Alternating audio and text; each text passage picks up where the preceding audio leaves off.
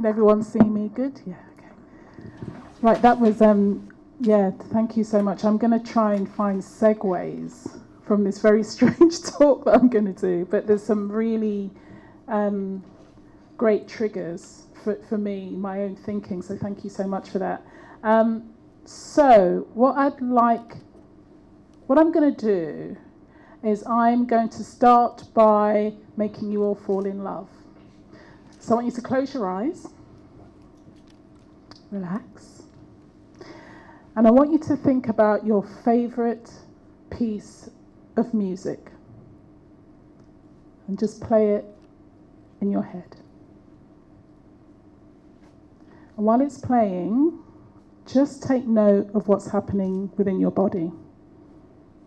Do you have butterflies in your stomach?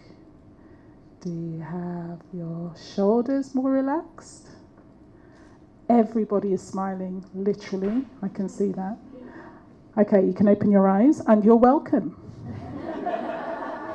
That's for free. You can take that away. So I have fallen in love many times. Probably not enough in my private life, but definitely with lots of works of art since I was a child. So when I say works of art, I mean books I've read, or music I've listened to, or paintings I've seen, or TV shows I've watched, or films I've watched. And I think it's really interesting when I look at the kind of things I've fallen in love with and why I've become more and more fascinated by this. So one of the things I fell in love with was a film called Looking for Langston by a filmmaker called Isaac Julian. And I watched it when I was about 16 with my hormone-raddled body, and completely got this like physical reaction because they were the most beautiful black men I have ever seen in my life on the big screen, like gracefully framed. Like literally I'd never seen anything like this in my life. And more recently, I went to see a Frank Bowling exhibition, actually with my friend Fola. And this was at the Tate Britain. And Frank Bowling is a Guyanese painter. He's in his 90s now. Paints these massive canvases in the most beautiful cerises and golds and ochres and the most gorgeous, rich colours. And we discovered as we walked through this exhibition, we just kept growing more and more quiet, more and more silent. And by the end of the exhibition, we were literally speechless. So I've become really fascinated by this because the thing is with love, it's not always nice, right? Love can also break your heart, as did Alicky Blythe's play London Road. Did anyone see this at the National Theatre? Anyway, it's kind of a fascinating thing called verbatim theatre. And what you do is you literally write your script based on exactly how people speak and the intonation and everything. And the story was about these witnesses, these neighbours to serial killer who were killing women who happened to be sex workers. And by the end of this play, I left. I was all right. I was fine. I clapped, did all of that, walked into the lobby and burst into tears and sobbed for half an hour. My poor friend just feeding me glasses of red wine. But I was in bits. So I've become very fascinated by what happens in these moments of overwhelm. What is it that's going through? What's my body doing? What's going on when something moves you this much? And neuroscientists have been studying this too. So what they speak about is what's going on in those moments is called embodied recognition. So you have mirror neurons in your brain, and when you see something that you kind of, it captures you in such a way, you almost become part of that work. So for me watching that play, I almost entered the lives of those women. Or somehow with the Frank Bowling, I was transported to the kind of Caribbean landscapes, the depth of the Caribbean landscape, and it becomes, you feel it in your body. And this is a real thing. Mirror neurons are a thing. You can physically have reactions to them. The writer Zora Neale Hurston talks about this as red and purple blobs of emotion, which I think is amazing. So I think, here's my hypothesis. I think what's happening in those moments is you are being transformed. You are physically being transformed. Neuroscientists say in those moments of heightened awareness, of heightened brilliance, that you are at your most receptive for learning. Every single aspect of your body, your brain, your mind, you're completely open. You're completely connecting. So to me, I'm fascinated by the radical potential of that feeling. And when I think the reason why I got into the arts 30 years ago is because I was having these experiences. And because I realized that there were only a few times that I was having them, because the kind of artworks that were around didn't really reflect somebody like myself. My mirror neurons weren't being reacted many times. The reason why Isaac Julian, Frank Bolin, Alika Blythe, my mirror neurons triggered is because I am a Caribbean British woman who grew up in the 70s and was a kind of voiceless woman. I connected to them.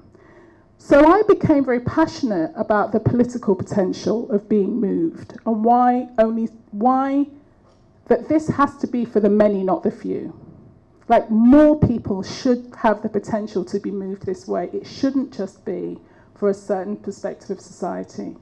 So whatever your race, whatever your gender, whatever your class, you should have access to being moved this way. So I've spent 30 years working within cultural organisations, from the National Theatre to the BFI to the Arts Council and others, trying to work with them in a way. I wish I had these ideas to take in, because a lot of it was about saying, how can you expand your own lens? So the artists that you're working with, the audiences you're speaking to, are very different to what you're used to. You're moving out of that fixed mindset, and you're literally growing. Because the problem is, when you're not in the epic imagination, when you're not projected that way, you suffer what I call cultural neglect. And cultural neglect is an emotional response to not being included. So what happens is you disconnect. You feel disconnected from the culture that you live in. You just don't participate in the same way. You disconnect from the people in that culture, and more importantly, you disconnect from yourself, because you're not having these bigger human experiences that make sense of who you are. That leads to social divisions. That leads to rifts in society. If people aren't feeling that they're connecting either to themselves or to the people alongside them, there's all these different experiences that people are having that just aren't connecting. So I'm really interested in this. I'm really interested in what we can do, how can this transformative feeling can help heal these big rifts. So psychologists say there's only one thing to deal with neglect, only one thing. Does anyone know what it is that heals neglect? Yes. That's it, love. Love is the only thing. So if you adopt a child who's been neglected, you have to love that child more. You have to over-love them, because they've got a deficit of that. So part of my task with working lots of cultural organisations is, how can I get them to love broader? How can I get them to love beyond what they normally love? And I think that that's a really, really interesting question for me at this stage in my career, as I'm setting up my creative agency, The Space to Come. This is what I'm going to be tackling. The main issue, I think, on a couple of days before another general election, at a time when I think in my lifetime this country has never been more divided. It's never been more divided on gender lines, on racial lines, on geographic lines, on the growing rich and the ever-growing poor, between us Brits and them Europeans. It's all about division. And I'm interested in how spaces of transcendence, of this internal brilliance, can be brought to every single high street in the city, in this country, so that actually everyone has access to these spaces of transcendence. Everyone can feel these moments of internal brilliance, so we can connect with ourselves and each other in really profound ways. And I've kind of got a feeling it might just save us. It might. Because the thing is, the late, great Toni Morrison says, when things get difficult, art has to get to work. And I truly believe that. So I'm happy to talk to any of you about that afterwards. Thank you for listening.